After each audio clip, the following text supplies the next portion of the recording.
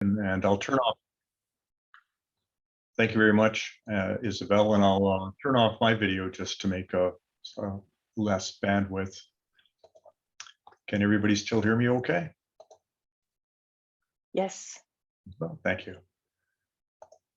So we've titled this the Winter of Discontents as a subtitle, and I'd like to, I'll explain this at the beginning of the lecture and how it's so important when we consider for the energy transition.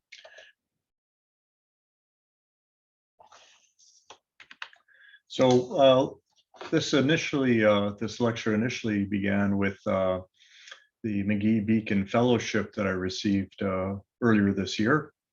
And Darcy McGee was one of the fathers of Confederation and really had a strong vision for Canada. So I'd like to thank the Irish Canada University Federation for the opportunity to present the initial lectures.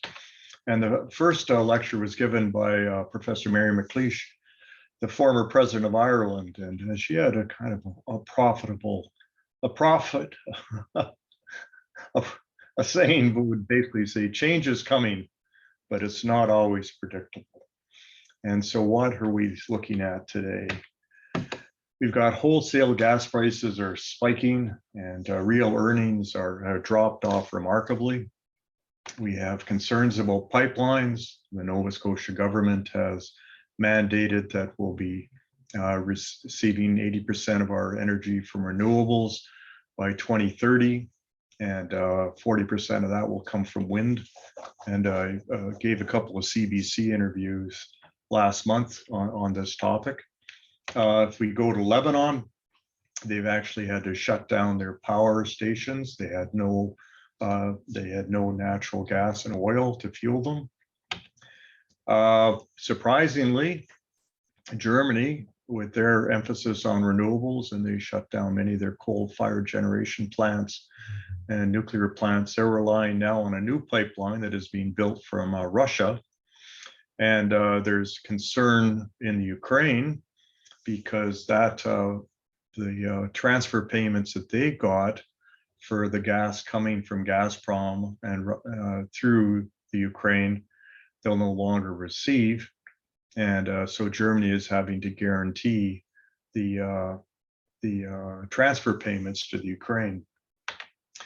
The natural gas, remember, emits probably 50% less CO2 than coal. So it really is energy transition fuel. But there's perhaps 50 coal-fired thermal plants being planned in Vietnam, China, and India in the next couple of years. And in Ontario, we're looking at higher energy prices and risk of blackouts if we continue with some of the targets without developing alternative energy sources. So I asked my students about what was COP26, and a number of them really weren't aware of it. And so Jamie Grant put together a few of these slides right here. And essentially, this is coming up on Sunday. And what can we expect from COP26? And this will be quite a remarkable conference, and was postponed from last year. And essentially, it's a strange title, Conference of the Parties, and it's the UN's 26th Climate Summit. And it will be held up in Glasgow, and it will be following on from the Paris Climate Accord. And basically, they'll be looking at the various countries to renew their commitments and perhaps increase their commitments to try and meet the 2030 and 2050 targets. And so essentially, with the Paris Agreement in 2050, there is well over 100 countries agreed to limit climate warming to below 2 degrees, aiming for 1.5 degrees. And then there's essentially nearly 200 participants expected at the Conference of the Parties. Well, what do we need? What are the energy challenges? If you may remember St. John's last year, this was St. John's. In Alberta, the same month, they set an all-time record for electricity consumption. The temperature high was -25 and at night nearly -40. 97% of the electricity came from carbon-based sources. Solar and wind was 0, and hydroelectricity was just over 2%. This is a map of Alberta, and you can just see this massive cold, -48, just west of Edmonton. Now remember down in Texas, they had a failure of their grid. They had a huge cold snap, and without the integration of the power grid, they had a massive power blackouts throughout the state. And then again, the picture from Newfoundland. So how much energy do we need? You know, it's gigawatts, things like this, gigajoules. It's hard for me to get my head wrapped around it, but essentially a city of 100,000 people, let's say, which would have about 50,000 households, needs about 600,000 megawatts per year. So that's what our energy systems need to deliver. And so for the lecture outline today, I'll talk a little bit about the UNECE sustainable energy, and then go through different aspects of energy, the gas project we did, energy storage, CCS, hydro, wind, bioenergy, tidal, geothermal, nuclear, natural gas, blue and green hydrogen, and just wrap up with greening of the Maritimes, the energy transition.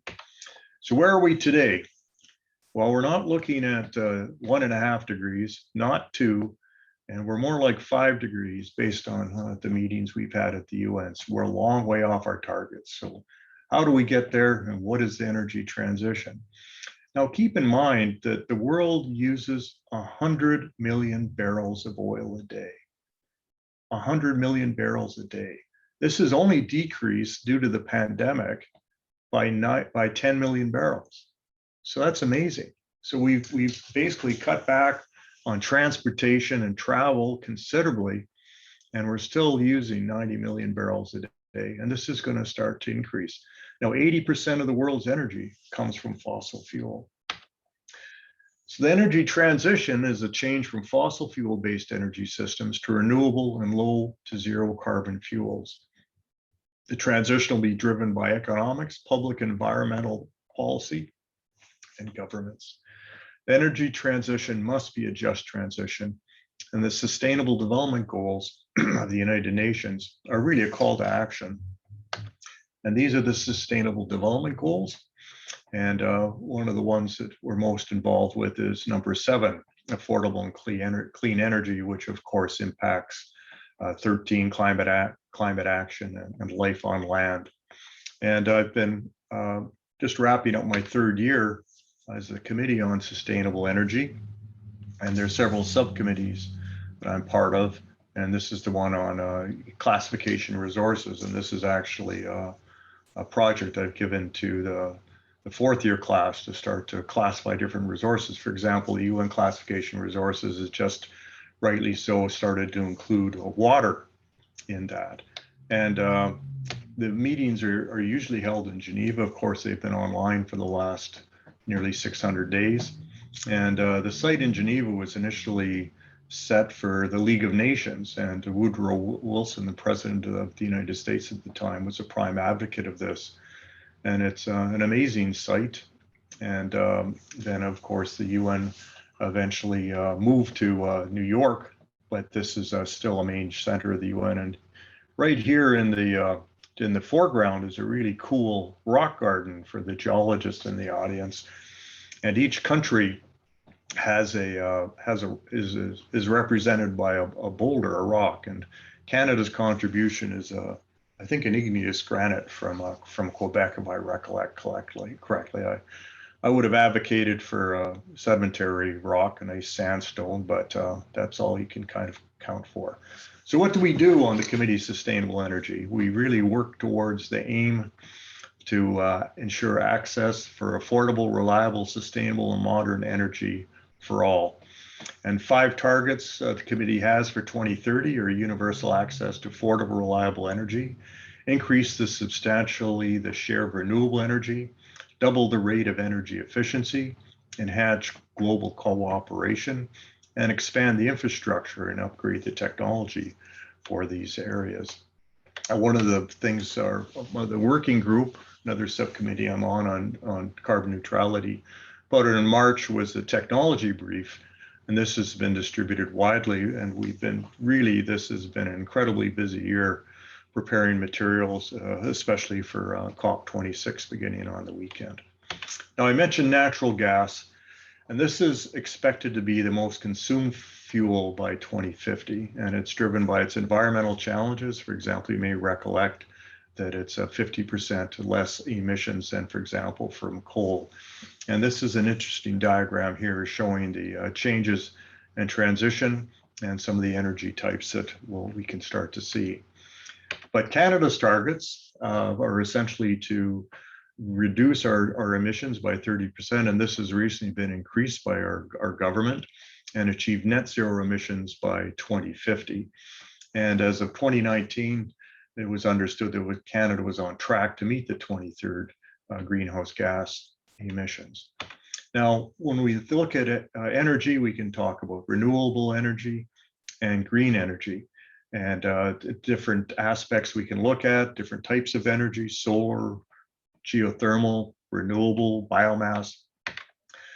But I would suggest strongly that there may be renewable energy, but there's no green energy. And I encourage many, if you get a chance, take a look at this movie called Burned.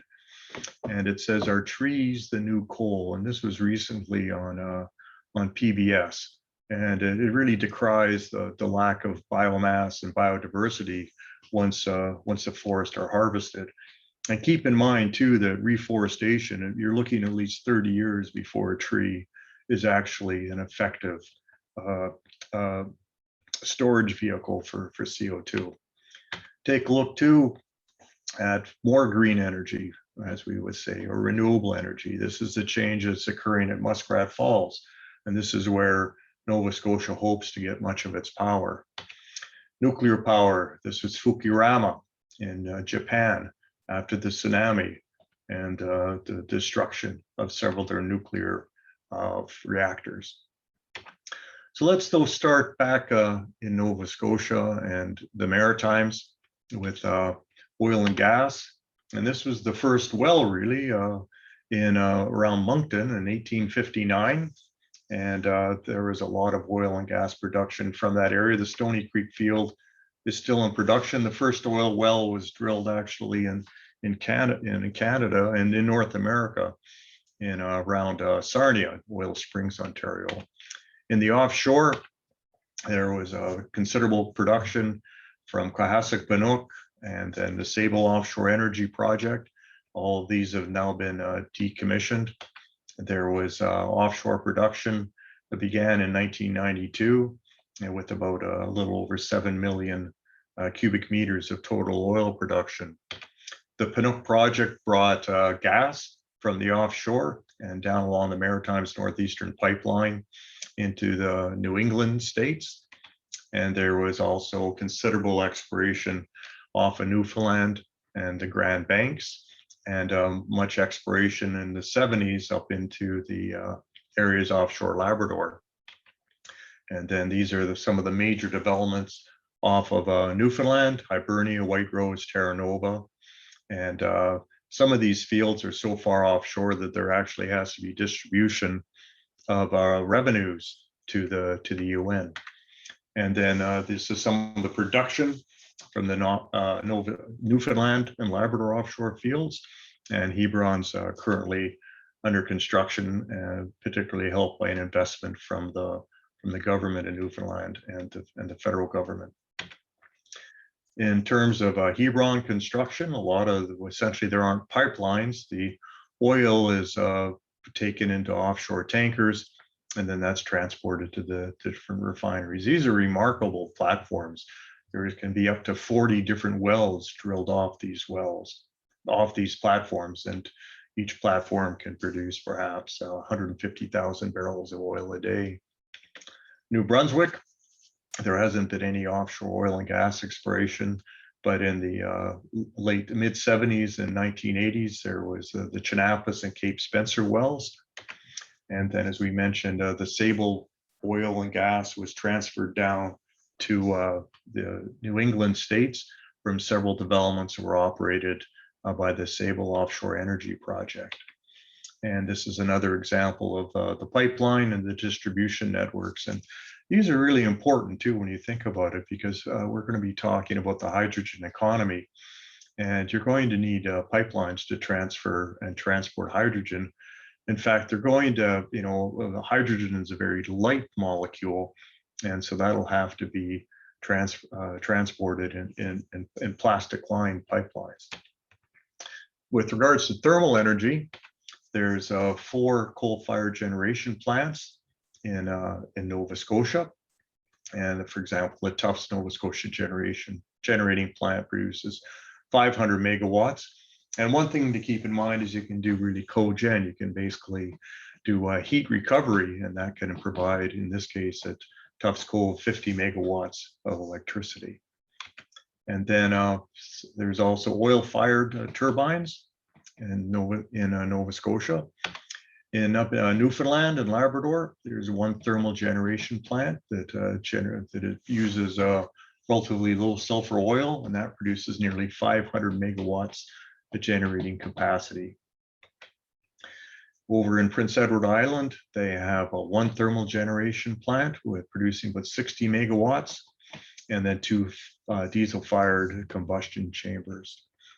With regard to studies we did, Dave Risk, we had about 30 researchers throughout the Maritimes and also Ontario working on this project. That was really the first study to look at methane emissions, as the federal government was starting to develop policies to mandate methane reduction.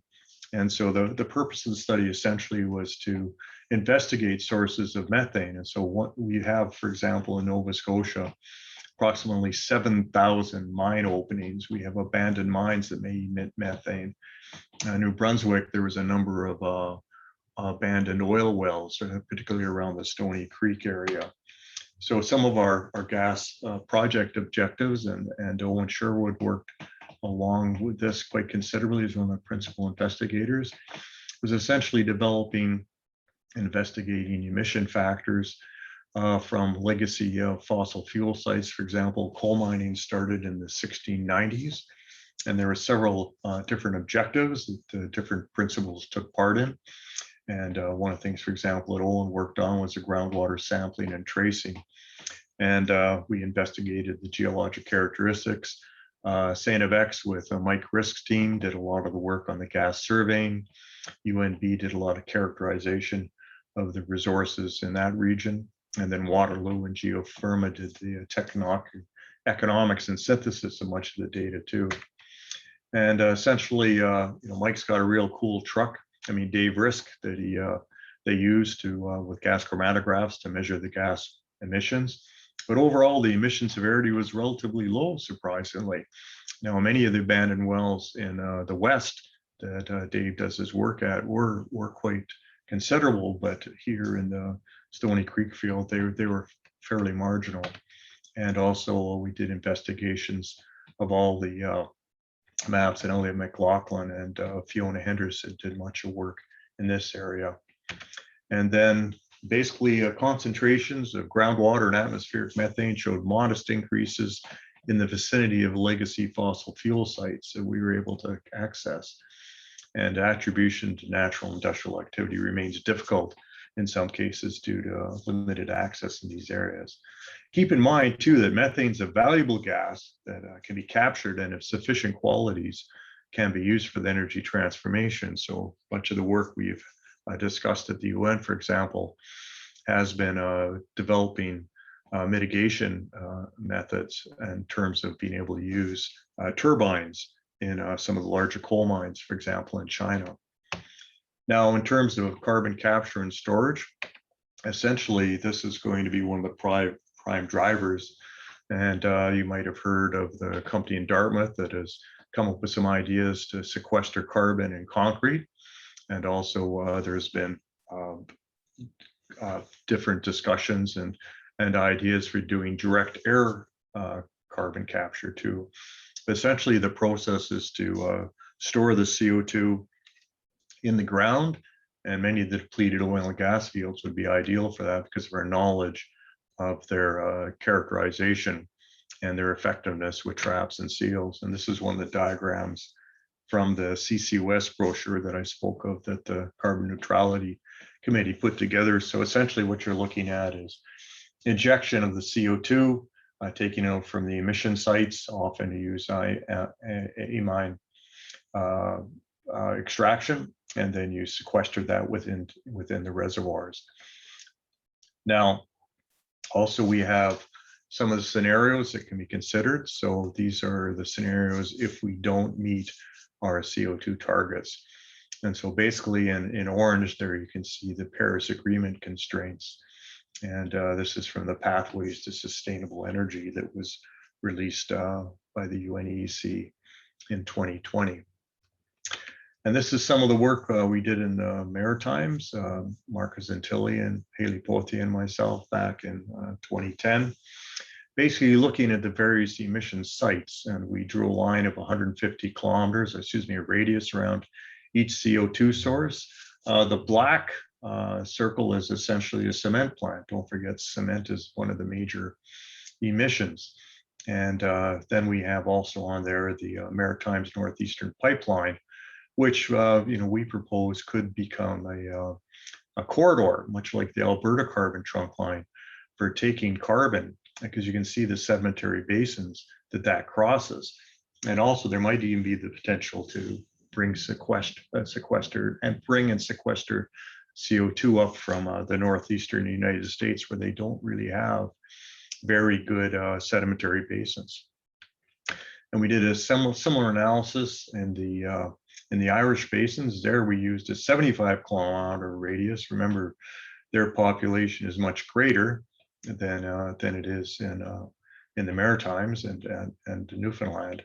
And there would be very good target would be the Kinsale gas field, which is starting to be decommissioned, and that's an onshore and offshore gas field.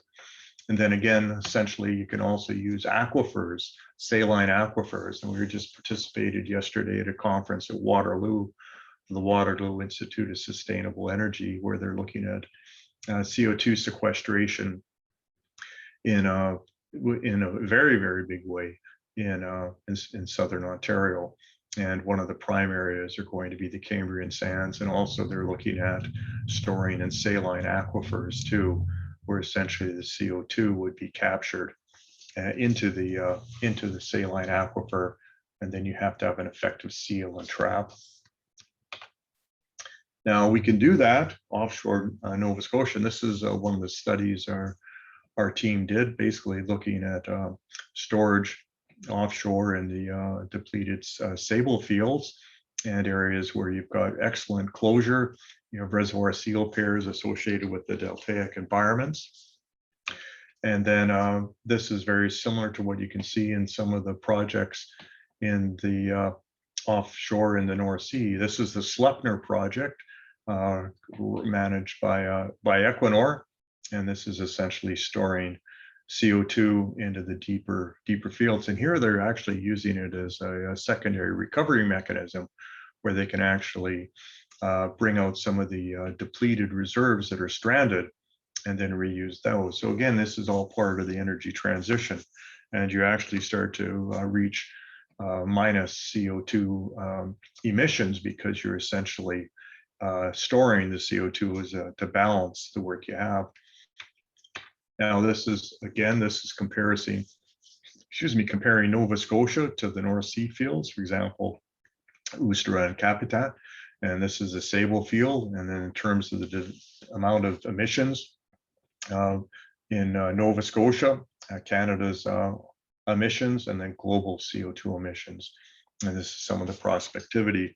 And our team with Bill Richards and Daryl O'Connor did a lot of examination of dynamic modeling of the buoyant fluids, and also understanding, of course, that reservoirs aren't necessarily homogeneous. There's a lot of heterogeneity, and there's a lot of faulting. And you have to remember that the life of an oil and gas field is perhaps maybe 20, 30 years. But if you're sequestering CO2, you're looking at more than a millennia. And so we actually modeled for nearly 8,000 years to see the distribution of the CO2, and just to see how it was going to be stored and trapped within the reservoirs. And for this, we use petrel that was donated to us by Schlumberger, and we're really grateful for that. And here's some work that we did in the Fundy Basin that Daryl Connor did, looking at the outcrop studies we used, essentially to see what modeling would be of using a different environment. Of course, offshore Sable, we were looking at ancient deltaic deposits, but here we're looking at coarse-grained braid channel deposits, and this is again the Wolfville Formation that we examined.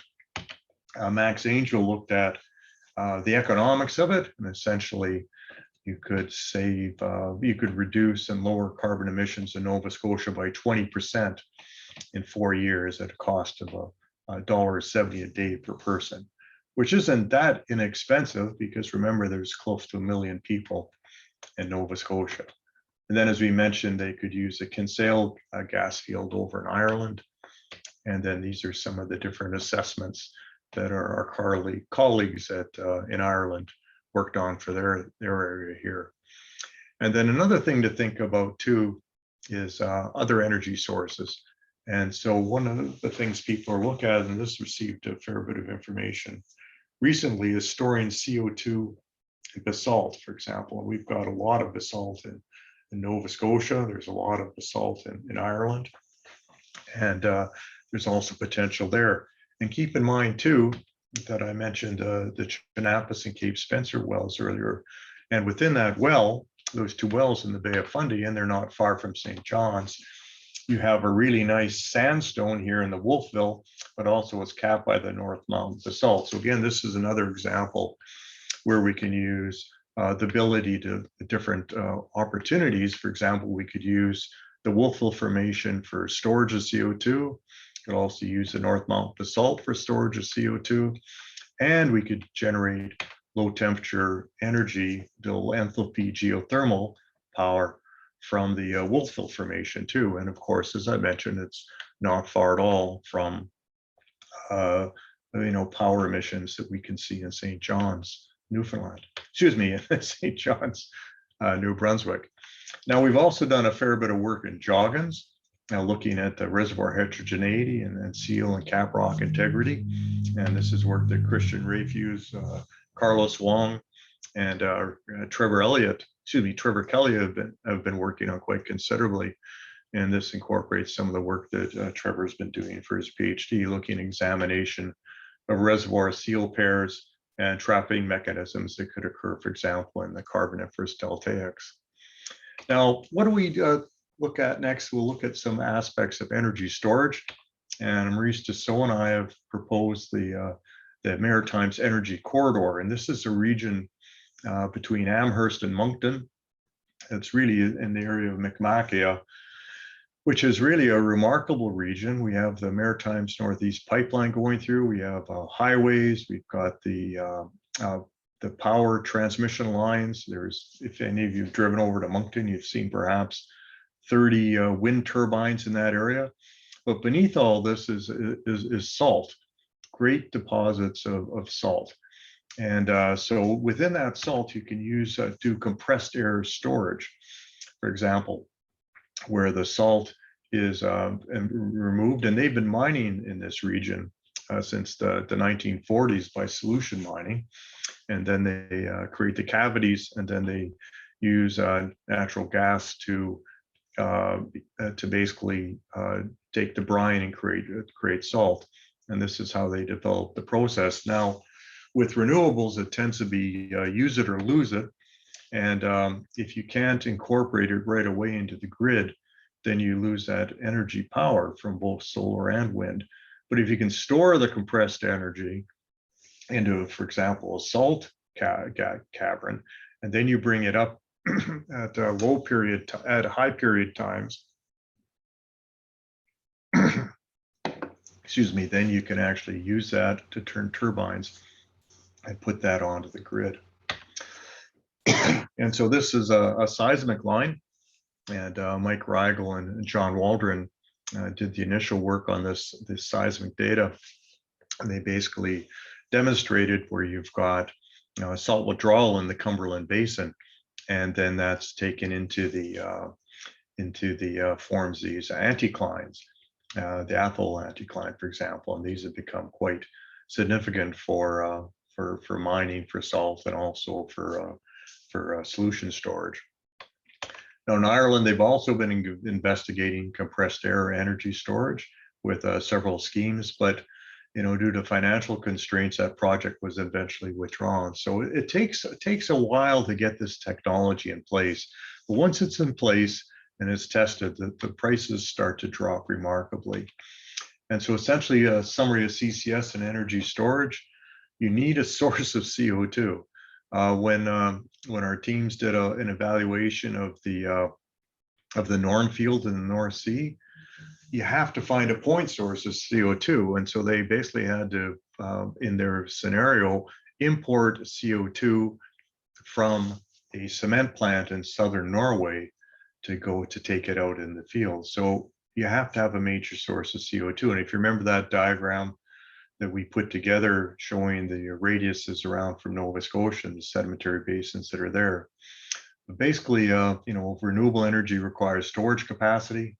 Keep in mind that batteries are expensive, and they're using up CRMs, critical raw materials. But compressed air storage can be done in salt domes, deep wells, and tanks, and they're investigating this even more. And this is technology that's been present for decades, or at least 40 years in the Gulf Coast, and Siemens has done considerable work too in Germany. Now, in terms of hydroelectricity and hydropower, and then we'll talk about the other renewables. And Nova Scotia's counting on power from Muskrat Falls coming across from Newfoundland into Cape Breton. And there's been some delays on this, but this will eventually become solved. There's also minor hydroelectricity generation plants throughout Nova Scotia with perhaps 400 megawatts of generation power. Wind power, we really are blessed with remarkable winds. And this is one of the points I made in the CBC interviews, is some of our best wind power is offshore Cape Breton in the St. Lawrence. We don't have the powerful storms we get in the Atlantic, and these winds tend to be actually more and more constant too. And there are several onshore wind projects too. Now, keep in mind that our energy infrastructure is based on thermal generation plants. And so you need to distribute the electricity to the grid. And so many of the electrical power grids are going to have to be repurposed. And also keep in mind that would be great because there is up to a 30% drop in power in many cases along transmission lines. So if we can have more effective, newer transmission lines and also linking to new offshore wind developments, that could really be remarkable. So keep in mind when you're developing infrastructure for renewables, that needs to be flexible. And so in terms of bioenergy, biomass is often touted, and there's New Brunswick is actually a large exporter of wood pellets, and the former Sackville Regional Landfill site supplies 2 megawatts of electricity to a provincial power grid via biogas. And this is the wood pellet market for Canada, and much goes to Southeast Asia and also over into Europe from several different sites. And those sites tend to be over in the Port of Belledune, over in New Brunswick, and different regions, and also some goes down to the US and also Ontario by rail. Now then, there's been a lot of talk in the past about tidal, and this is really nearly over a century of development. This is a view of tidal energy at Cape Split, proposed diagram you can see here from nearly the turn of the century. And there is, of course, remarkable potential in Nova Scotia for tidal power. You don't really see much of this in the world energy mix, of course, because most regions do not have the unique conditions we have here. But then if you ever get a chance to go up, if you're near Parsborough, stop into the force location there to look at the different designs for turbines. And so essentially there was going to be 2 megawatt turbines to install, which would have power about 1,000 to 2,000 homes. And but there were some issues with the deployment of the turbines. And remember that new technology does have growing pains, but eventually, hopefully, this will be a new development. Now, taking a look at geothermal, low temperature, low enthalpy geothermal is essentially like a heat pump, and this can be placed beneath buildings and residential areas, and is really quite an effective way to lower many of our energy costs. The higher temperature, which of course everybody thinks about, for example, in Iceland, is when you have the heat coming from your production well, and then you re-inject the fluids back into the reservoir or the rocks in this case. But keep in mind there aren't too many active volcanoes in near London, England, and in Paris and in New York. So we actually have to look at lower temperature heat transfer. But there is a lot of effectiveness in that. So let's keep in mind these are the regions of Canada. Of course, it's the rocks over in the Rockies and the Pacific West that have the highest energy potential. But we do have some low energy potential in Nova Scotia, perhaps maybe, and the Maritimes, and perhaps the granite batholiths do not have the hot, dry rock potential, the young intrusives that we see in the West Coast. And we generally have an average gradient of 18 kilometers per meter.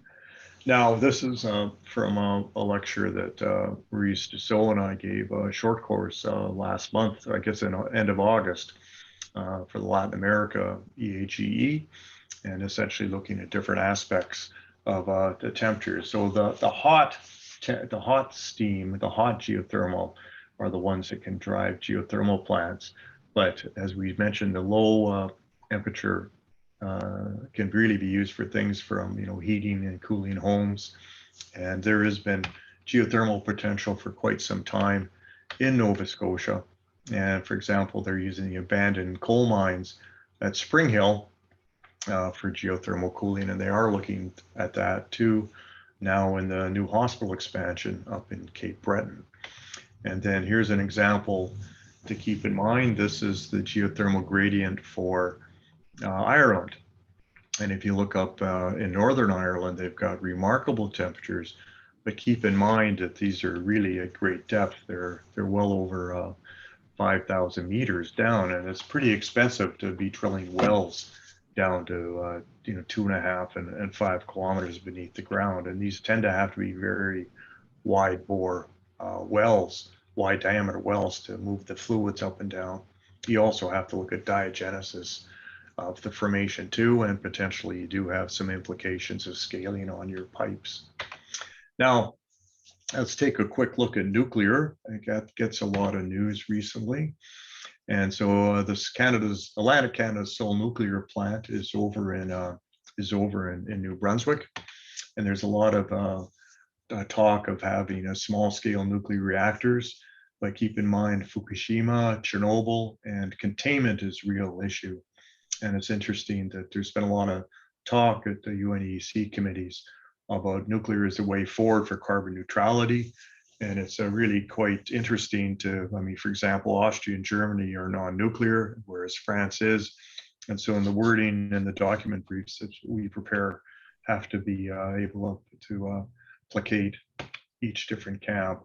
Small nuclear reactors are proposed. And so this is one area. Wales is abdicating this. And also New Brunswick is starting to look at it. And then let's take a quick look at natural gas. Now, essentially, as we mentioned, really the development and trends are going to be really the key fuel for the energy transition to help us reduce our targets. And I showed you this diagram earlier.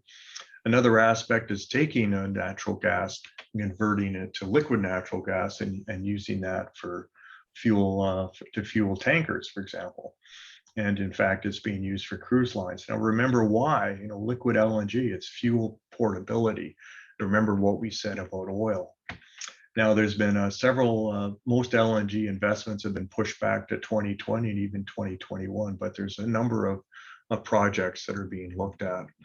Now, blue and green hydrogen.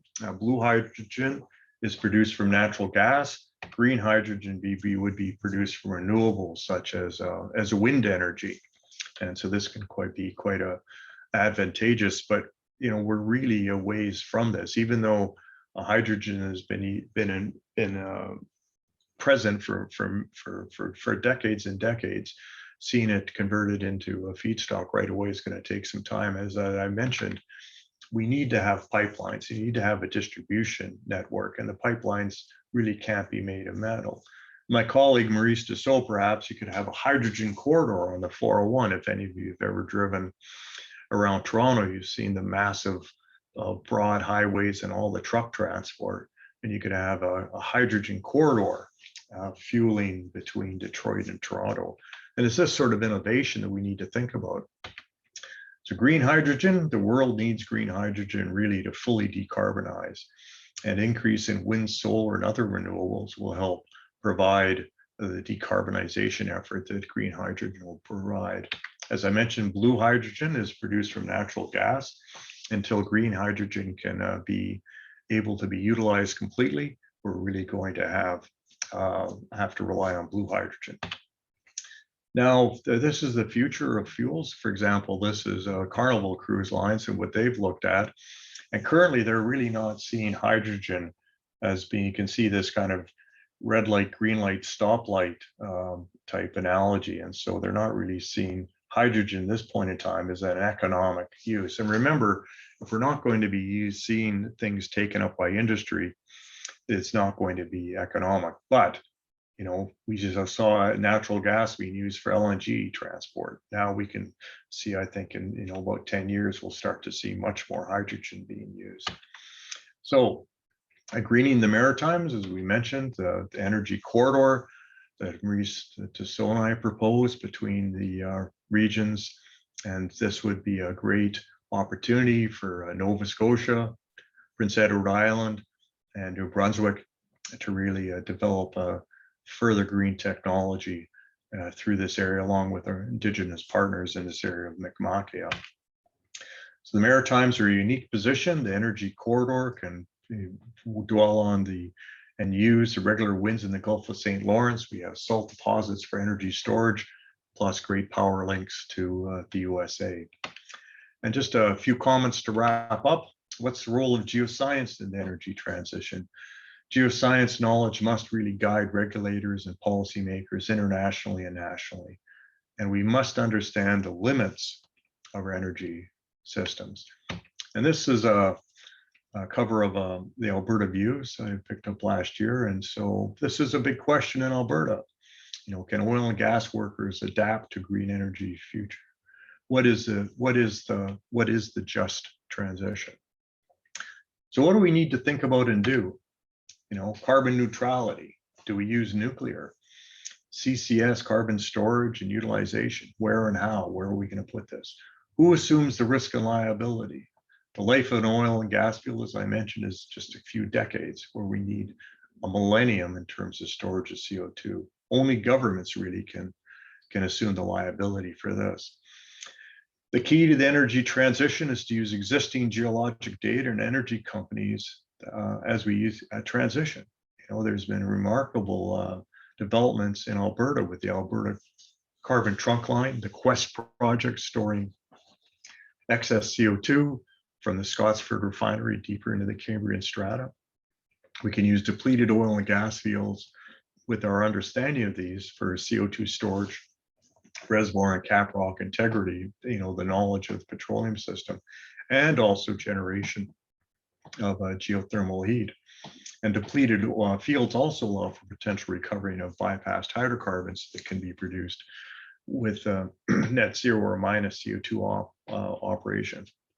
Other aspects such as basalt will require extensive geologic investigation, including the impact of seismicity due to the injection of fluids and gases deep into the subsurface. So the roadmap, it's pretty simple. Natural gas is the transition fuel to green economy and carbon neutrality. Then hydrogen coupled with geothermal, energy storage, and CCUS. So where are we today? Global energy related CO2 emissions flattened in 2019 at around 33 gigatons. The sharp decline in CO2 emissions from the power sector and advanced economies and expanding role of renewable resources helped result in this, plus higher nuclear power output. As I mentioned, the world consumes 100 million barrels of oil a day. Oil is incredibly portable and cheap, and 80% of the world's energy comes from fossil fuel. But we're looking at a 5-degree temperature increase, not 2 degrees, and definitely not 1 degree. So how are we going to get there, and how long will energy transition take us? And so this is some of the work the team has been working on, and I'd like to close with a comment again from Mary McLeish. Change is coming, but it's not always predictable. And I'd like to thank the members of the team that contributed to this lecture. So thank you very much, everybody.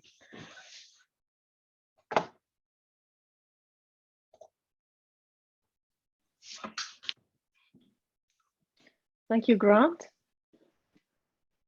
We'll let you catch up your breath for a couple of seconds. Now we are opening the time to questions. So if you have questions, you can unmute yourself and ask your questions. So you can also switch on your video if that suits you. You can also ask questions through the chat thread, and I will pass them on to Grant, or he's going to address them directly. Yes, please. Go ahead. D Green BE. Hi, Dave Greenberg here. You alluded to it in your talk that the mixed messages we're getting about what part nuclear is playing. We cannot hear you. Future carbon picture. Does anybody have any idea what it really costs to store the waste for what 3,000 generations of people?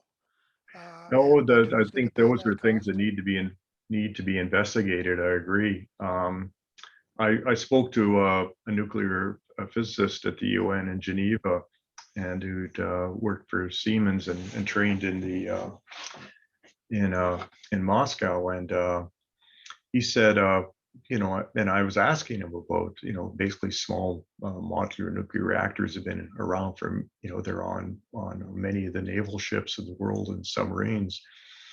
And he says, as tragic as it is, if one of those vessels sinks, it's contained.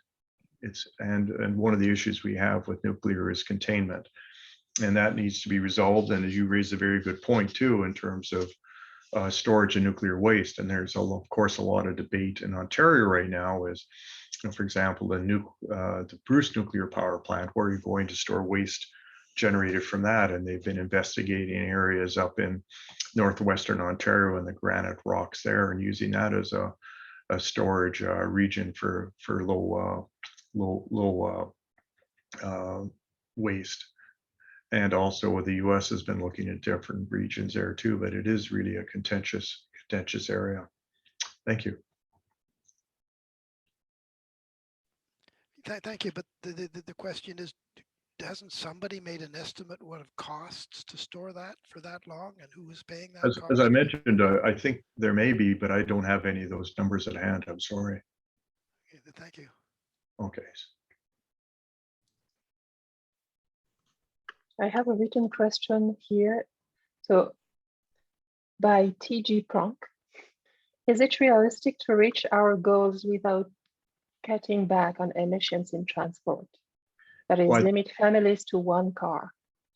It's, I think you're going to see a major societal change. I think to look at Europe for a model, very few families in Europe have 2 cars like we often have in North America. you know, gas prices, petrol prices are at their highest ever in Canada right now. You know, we're at $1.47 per liter in the Maritimes, in Nova Scotia. 30% of that is federal and provincial taxes. And the discussions are that we're going to be looking at $2 a liter before probably we see the spring. Oil prices are now climbing $80 a barrel at some of their highest prices later. We're seeing the highest prices in British Columbia, and that's where the carbon tax is the highest. And the carbon tax is going to has risen from 30, will rise to 50, and eventually probably $150. And I've seen projections at the UN that suggest we may be looking at $300 a ton for carbon taxes. And this is going to make major changes. We're seeing shortages for fuel in the UK. Part of that's due to Brexit and transfer. We've been seeing shortages, as I pointed out, in France, for example, and also in Lebanon. And this, we're going to see, this is also continuing in Southeast Asia.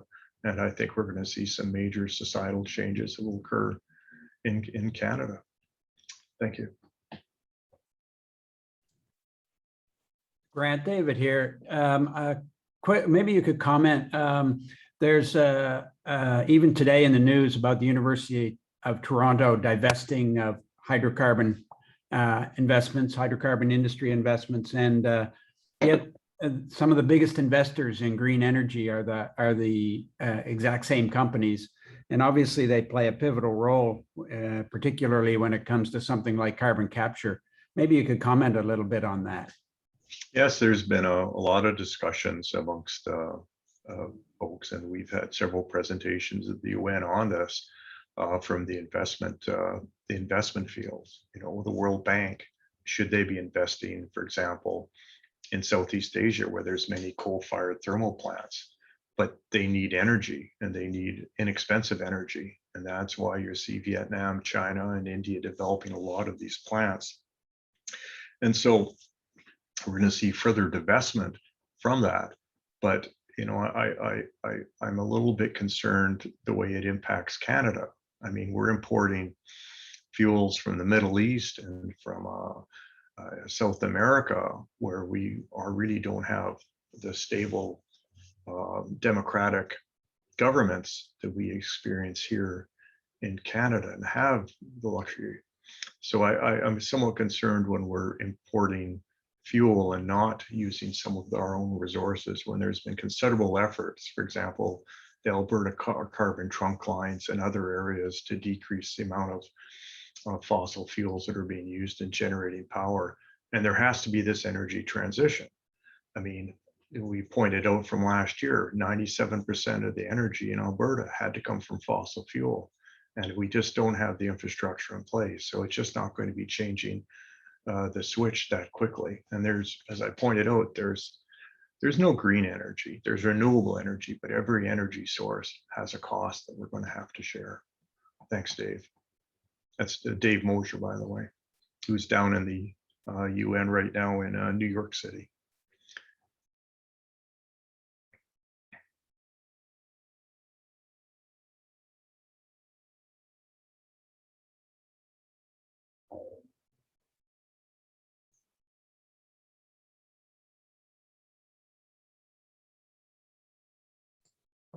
Hi, Grant. Yes. It's Kenny here. Thank you for the informative talk. I'm just going to take a question here that I actually wrote down. I understand that energy drives GDP growth, which typically leads to better machines, better workers, and enhances aggregate efficiency, as per Jeremy Rifkin. Can you speak to perhaps the in the developing world, like sort of where they're expected to jump the gun on the energy transition? What sort of mechanisms could there be in place to guarantee this, given that there's going to be billions in assets or stranded assets, and perhaps knowing that the sun and the wind doesn't send you a bill, like what could you expect maybe the measures from the UNECE standpoint to help deliver such a transition or just transition in those parts of the world? Well, the UNECE can't formulate, can't mandate governments to initiate policies. what they can do is provide guidance and goalposts. And that's, for example, what the Sustainable Development Goals do. And they are always developing and changing. So, for example, the United Nations Framework for Classifications is really important because it provides a new way of looking at the development of natural resources in a sustainable way. So, for example, let's take the new the giant oil fields being discovered off of Guyana. Well, those areas, you know, Guyana is a really lesser developed nation. And so to make those sustainable, you have to start developing the infrastructure within the country and also develop the skills within the people to make that sustainable. And this is what's required in any energy resource. And so you're going to have to, for example, there's transfer of payments. How are we going to help the lesser developed nations succeed in meeting their carbon targets? We just can't transfer, for example. So France is going to become, they've decreed that there's not going to be any more fossil fuel production in France. They've got quite considerable resources in the Paris Basin. So where are they going to get their energy from? You know, that's going to be nuclear. Well, then you've got other nations saying, well, nuclear is not the right way to go. You have Ireland saying, well, we're not going to use any more fossil fuels. Meantime, they're importing their energy from Europe, a lot of it that's not being produced. And some of that's coming from France. Well, also Ireland has said they're non-nuclear, so, but it's okay to bring power from France across the grid. So there's a lot of issues that are being brought to bear, but it's, the thing is, people are talking about them. This is amazing. And there's just so much discussion, and there's going to be disagreements, of course, but there's starting going to be new developments, and people are really, I think, almost enthusiastic at trying to solve some of the issues and these crises are going to bring. But I am very worried that people don't quite understand the what's going to be happening in the next couple of years. And for example, this winter, as we start to face energy shortages, as we start to try and solve these issues. Thanks, Ken. So we have a comment and a question here in the chat by Robert Stewart. Natural hydrogen ships in Mali have been developed to provide local electricity. Russian research in natural hydrogen ships globally became widely known in 2020. What about our natural ships, like Albert Mines? Yeah, that's a really good point. But the key point is, the key thing is you have to have transport of energy systems and the portability of it. And so these can be developed really quite well, but they have to be portable. And so how do you make those developments portable? So for hydrogen, it either has to be transported in a tanker truck or through a pipeline. But locally, these could be used and for developments. And so, yes, there has to be some further exploration and utilization of these. And this is why some of our least expensive developments, and remember, CCS is going to be darn expensive for storing CO2, capturing and putting in the ground, is to use existing infrastructure that's in place from existing petroleum and gas fields. Thank you. Yeah, if I can just comment, Grant, the transportability can, you can convert the hydrogen at the wellhead to electricity and then use the grid. Yes, that's a really good point. You do have to put in the electrical grid to the field, so, but in most cases there is some infrastructure already present for that. Yes. Another point, if I can, are you aware of the Ragged Falls development in Cobalt, Ontario, that used compressed air energy storage to run all of the silver and cobalt mines for decades in cobalt? No, I wasn't, but I'll if you've got any information on that, I'm pleased to read about it. Thank you. Sure, it's called a tromp, and basically it takes river water, drops it down a hole to through an aerator, and then captures the aerator. So TROMPE, and I'll shoot you the Ragged Falls reference. It's Yeah, It thanks. seems like it could be applied anywhere where there's good impermeable rocks. Okay, thank you.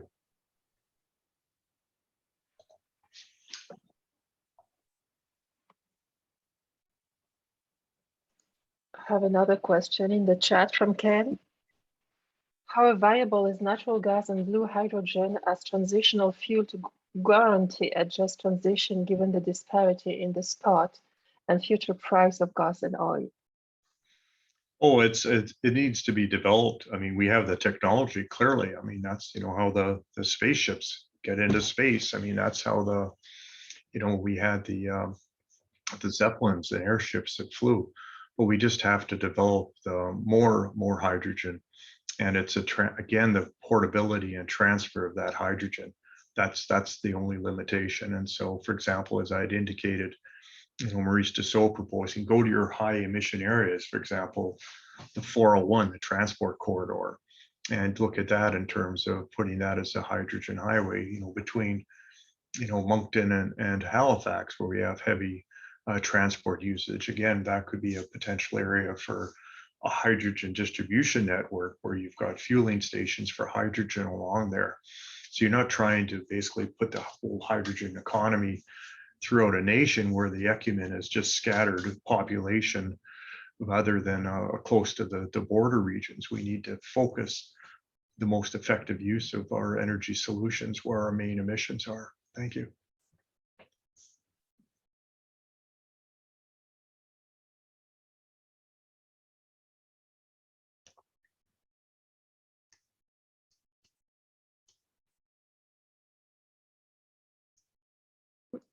Any more questions?